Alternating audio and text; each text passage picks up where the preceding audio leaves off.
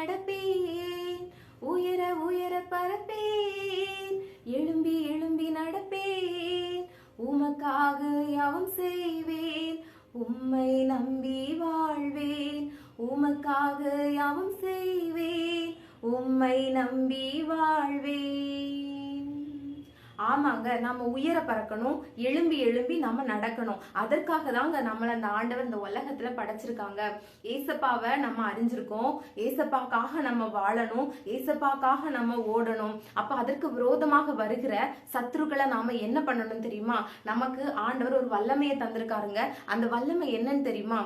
அவர்களுடைய ராஜாக்களை சங்கிலிகளால் கட்டவும், அவர்களுடைய மேன்மக்களை இருப்புகளால நாம அடக்குறதற்குங்க தாங்க இந்த உலகத்துல நாம வந்திருக்கோம். இந்த கணம் யாருக்கு கொடுக்கப்படுகிறது தெரியுமா? அவருடைய பரிசுத்தவான்களுக்கு கொடுக்கப்படுகிறது.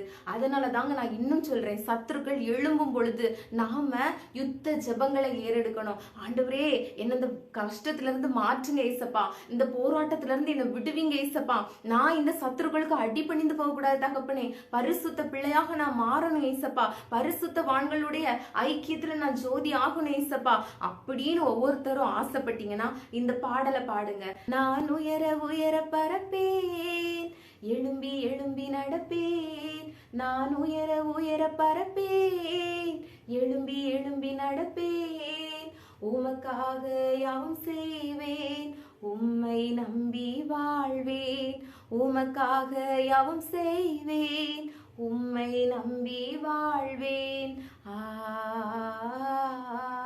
இயேசு என்னை நேசிக்கிறார்,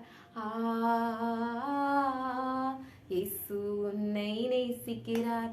ஹalleluya ஹalleluya ஹalleluya ஹalleluya. சோ நீங்களும் கீழே விழுந்துராதீங்க. சத்துருக்கள் நம்மளை துன்பப்படுத்தும் பொழுது, கஷ்டப்படுத்தும் பொழுது கீழே விழுந்துராதுங்க. எழும்புங்க, ஆண்டவருக்காக எழும்புங்க.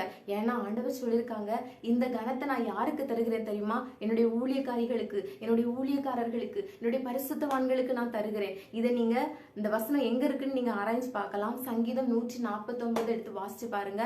ஆண்டவர் தெளிவா சொல்லியிருக்கார்.